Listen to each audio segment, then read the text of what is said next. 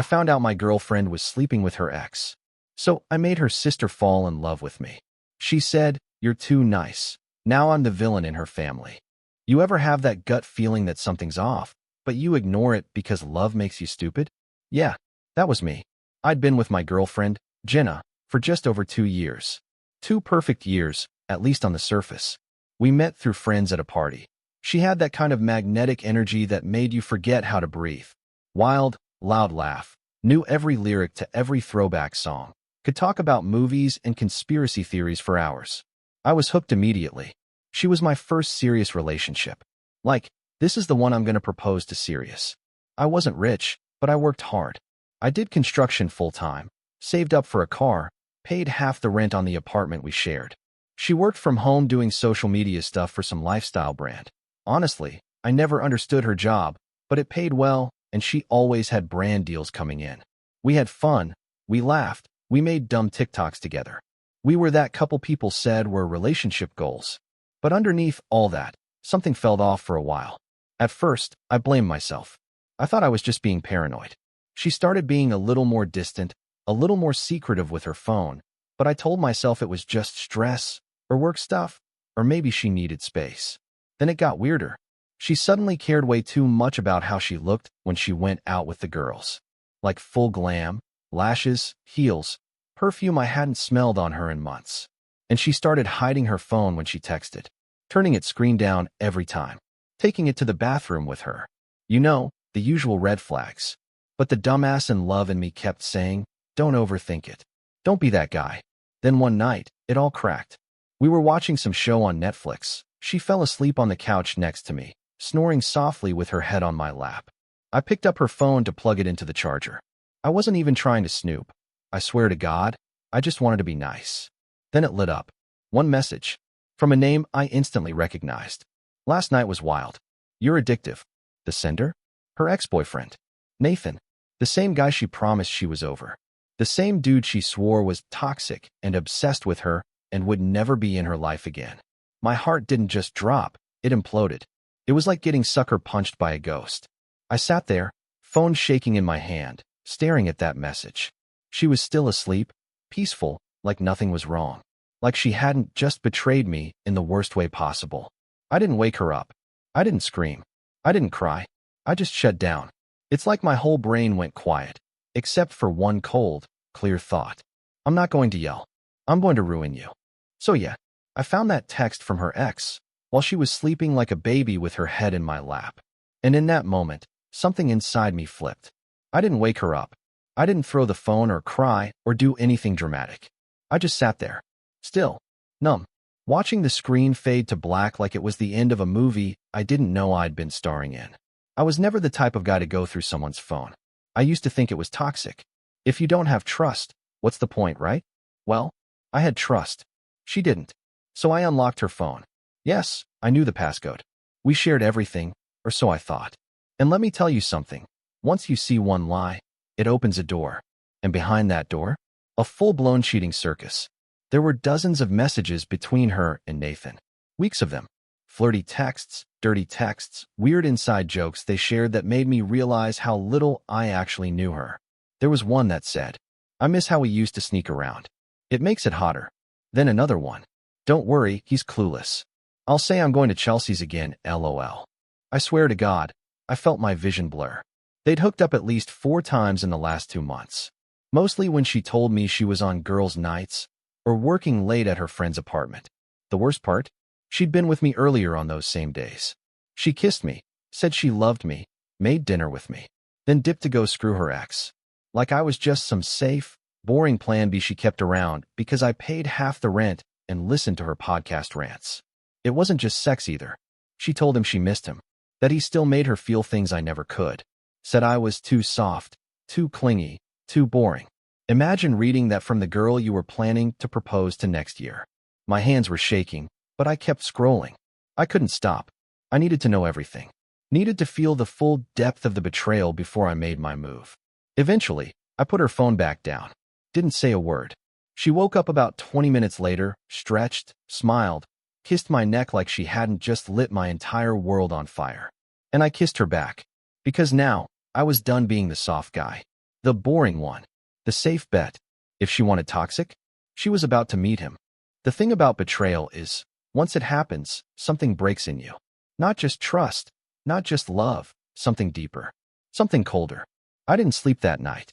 I laid next to her, pretending everything was fine. She snored softly, still smiling in her sleep like she was living her best life. And I just stared at the ceiling thinking, she really thinks I'm that stupid. But the thing is, I wasn't going to confront her. Not yet. See the old me? He would have cried, begged for answers, maybe even tried to fix things. But that guy died somewhere around the sixth message that said, I can't wait to feel you again. The new me? He was patient, cold, focused. And that's when Maya came to mind. Now, let me explain something about Maya. She's Jenna's younger sister. 20. Still in college, still figuring life out. Kinda artsy, little rebellious, way too honest. She never outright hit on me, but she'd always been a little flirty. Stuff like, if you ever break up with my sister, call me. You're way too good for her anyway. Or the time she jokingly said, if I met you first. I always laughed it off. I thought she was just being playful. But now those little comments had a whole new flavor. Jenna and I were planning to go to her parents' house that weekend. They were throwing a family barbecue and invited both of us. Usually I dread it, but this time I was excited. So we go, and guess who opens the door? Maya. Hair tied up, tank top, shorts, barefoot, music playing on her phone. She grinned when she saw me and went, well damn, someone got hotter. Right in front of her sister. Jenna rolled her eyes. Maya winked. I smiled. Game on. Throughout the day, I started playing this really subtle little dance. Nothing too obvious. I wasn't trying to get caught. Just small things. Complimenting Maya's painting when no one else noticed. Offering to help her bring in drinks from the kitchen, just the two of us. Sitting next to her on the couch while Jenna was outside talking to her mom. At one point, Maya dropped her phone next to me, and when I picked it up, I saw she had a private story on Snapchat. Just for me. Title? Trouble. She didn't say anything about it. Just smirked. Later that night, I posted a story of my own. Nothing crazy, just me sitting by their pool, shirt off, drink in hand, sunglasses on. An hour later, Maya replied, stop trying to make me fall for you. With a black heart. I stared at that message for a long time. Not because I was shocked, but because I realized something. She already was falling, and I hadn't even really started yet. So I replied, what if I wanted you to? No emoji, no LOL, just that. She left me on read. But the next morning, she sent me a mirror pic in a hoodie that looked a lot like mine. Caption, oops. That was the first time I felt something close to satisfaction since the night I found out Jenna cheated. It wasn't just revenge anymore. It was sport. After that mirror selfie Maya sent me, something shifted. Like the line we were dancing on. It was gone. And I could feel her watching me differently now. Longer eye contact. Lingering touches. Playful texts late at night. I had her attention. Jenna was completely clueless. Still giggling with her phone glued to her face. Probably messaging that same ex she swore she hated. She was giving me excuses every other night. Babe, I'm too tired.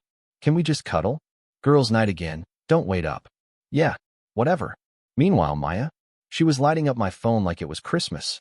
It started with innocent stuff, memes, music, TikToks. Then she sent a photo of her outfit before going out. Tight dress, low cut, asking, too much? Or just enough to make my ex jealous? I replied, too much, but not because of your ex. 3 dots. Typing. Then she deleted it. Typed again. Deleted again. Then finally, you're evil. I like it. That weekend, Jenna invited Maya to stay over at our apartment. Said she wanted a girls' night, maybe some sister bonding. I nearly laughed. Yeah, bonding, all right. Maya crashed on our couch that night. Jenna passed out early after half a bottle of wine and some trashy reality show. I went to the kitchen for water around 1 a.m., shirtless, because I was hoping for exactly what happened next. Maya was still awake, scrolling through her phone under a blanket. She looked up. Our eyes met. Neither of us said a word. Then she got up, walked straight into the kitchen, barefoot, loose hoodie, no bra, and just stood there. Too close. Why are you doing this? She whispered. I played dumb. Doing what? She bit her lip. Making me want you. I should have stopped it there. I should have walked away, told her she was drunk or tired or that this was insane. But I didn't. Instead, I stepped closer and said, What if I said I want you to? Silence. Then she kissed me. Full on, hands in my hair, pressed up against the counter kiss. And I let it happen. I kissed her back like I meant it. Because in that moment, I did. It was hot, messy, confused. Everything I hadn't felt with Jenna in months. But here's the thing. Maya thought it was real. After we broke apart, she looked at me like I just unlocked something in her. She touched my face and whispered, "Tell me I'm not crazy." And I lied. "You're not." The next morning, she left early. Didn't say goodbye to Jenna. Just gave me this shy little smile as she slipped out the door. Jenna never noticed. Never asked. Too busy texting God knows who. And me? I stood there in the doorway, watching her sister walk away, already planning the next move. Because now, I knew I had her. There's a special kind of thrill when you know something no one else does. Jenna was still cheating on me. I knew that for a fact. She'd sneak off for girls' nights and come back with hair messed up, skin glowing, and that stupid little post-hookup grin she thought I wouldn't notice. She even started locking her phone with Face ID only, like I wouldn't realize that was new. Meanwhile, I was 2 rooms away sneaking around with her younger sister. Let that sink in. Every time Maya came over just to chill, we played it cool. We were smart. We waited until Jenna was in the shower or running errands or on a fake call in her room. Then it was hands, whispers, lips, and guilt that faded the second she touched me. But the thing was, Maya thought this was becoming something real. She started calling me late at night just to talk. Told me about her classes, her dreams, her messed up dating history. She'd vent about how Jenna had always treated her like a shadow, the forgotten younger sister. And I'd listen. I'd give her those soft, carefully timed compliments that made her feel seen, like she wasn't just someone's backup dancer in life. It worked. Too well. She started falling fast. One night, she told me, "I've never felt safe like this with anyone, not even in my own family." And it hit me. Man, not guilt, not regret, just this sharp realization. I was breaking her. On purpose. And worse, she was starting to love me. But it didn't stop me. It should have. But it didn't. The next time she stayed over, Jenna was out with friends. Maya and I were in my bed before the Uber had even pulled away from the curb. And in the middle of the night, with her curled into my chest, I felt her whisper, almost like she was afraid to say it out loud. "Would you leave her for me?" I didn't answer, because I already had, but not for the reason she thought. It got harder to juggle. Maya was texting more, showing up unannounced. Once, she even left a scrunchie in my room, and I had to pretend it was Jenna's just to cover my ass. But the real kicker? I found out Jenna was planning a getaway weekend with Nathan, her ex, the same week I was making out with Maya in her car under a parking garage. It was like some sick love triangle, except no one knew the triangle had 4 sides. Everyone was lying. Everyone was smiling.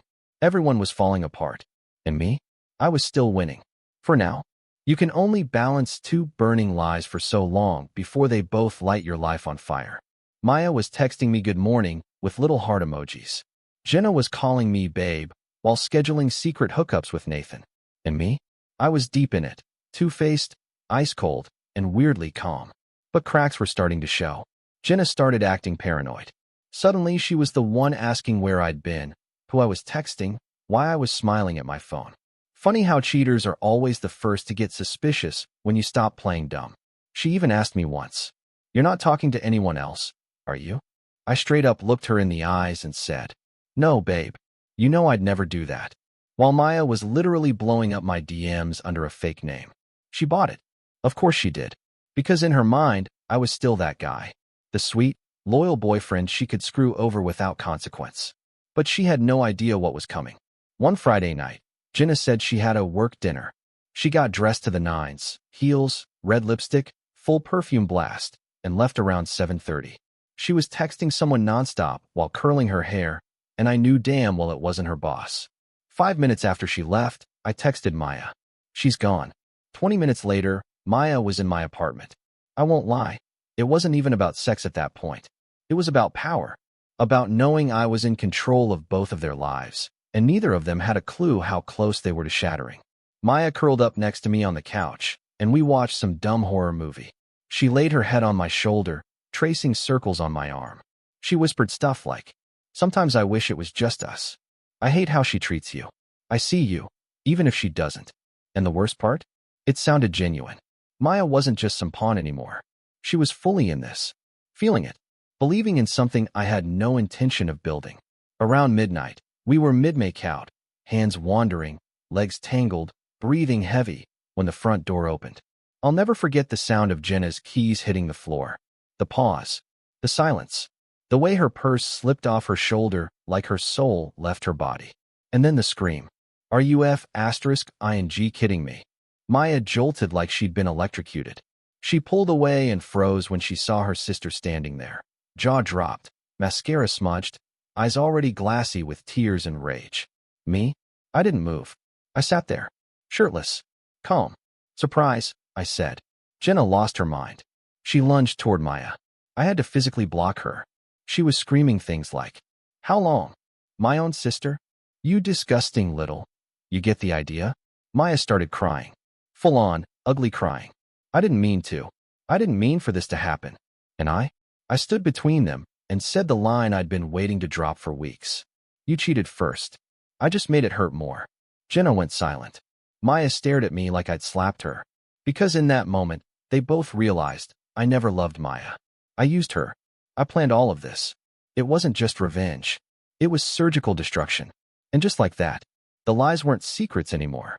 They were scars. Both of them walked out that night. Different directions. Different levels of broken. And me? I stayed behind. Alone. Triumphant. Empty. So yeah, after the explosion, the screaming, the crying, the truth grenades, both of them walked out. Jenna stormed off first, slamming the door so hard it shook a picture off the wall. Maya left 10 minutes later, face red, hands shaking, eyes swollen. No dramatic goodbye. No final words. Just silence. And for the first time in months, I felt peace. Not joy. Not victory. Just this heavy, cold peace. Like standing in the eye of a storm you caused. I knew it wouldn't end there. People like Jenna, they don't take humiliation quietly. Sure enough, the next morning, boom, my phone blew up. Jenna posted a crying selfie on her story with some fake deep quote like, never let someone tell you they love you if they don't respect you. Maya posted a black screen with, don't ask me anything. I got texts from random numbers like, yo dude, what the hell? Bro, did you actually K both sisters? You're a psycho. Turns out Jenna told everyone her version of the story. Said I groomed her sister. Said I was a manipulator. Said she cheated once, and I went full sociopath. One time. I had the receipts to prove otherwise. So I did something petty. I won't lie. It was extra, but I felt like it was necessary. I posted a simple screenshot. Just one. A cropped message from Jenna to Nathan, dated a month ago. He has no clue. You're still the only one who makes me feel alive. Caption. Tell your story, but tell the whole story. No names. No tags. But people knew. Half of her friend group went radio silent. The other half messaged me privately like, okay, I didn't know that part. Low-key deserved. Damn, you went full savage. I didn't reply. I didn't need to. But the fallout didn't stop there. About a week later, I got a call. From an unknown number. I don't usually answer those, but something told me to pick up. It was their mom. Yup. Straight up mama bear mode. She didn't yell. She didn't even sound angry. She just said flatly, I don't know what happened between you and my daughters, but I need you to know you broke something in this family. And I hope whatever satisfaction you got was worth it. Then she hung up. And let me tell you, that one did hit different. Because she was right. Jenna and Maya haven't spoken to each other since. I know because a mutual friend told me Jenna blocked her after Maya posted an old photo of us. Clearly before the drama, but still. Jenna lost it. And Maya? She messaged me. A long-ass text I didn't ask for. Pouring her heart out. Saying she didn't hate me, but she didn't know who I was anymore. Said she thought we had something real. Said she felt used. And you know what? She was right too. I read the whole message. Sat with it for a while. Then I replied with just 4 words. I'm sorry. I'm not him. That was it. She didn't respond. I could say I regret it. That I wish I handled it better. That revenge didn't fix anything. But I'd be lying. Because when Jenna cheated on me, she didn't just break my heart. She made me question my worth. And I reminded her, and everyone watching, exactly what I was capable of. It's been a few months now. The noise faded. The text stopped. No more crying selfies. No more cryptic captions. No more late-night chaos. Just silence.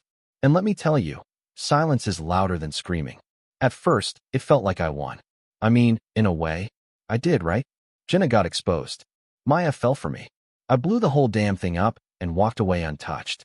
But here's the thing no one tells you about revenge. It doesn't fix the hole. Yeah, it gives you that rush.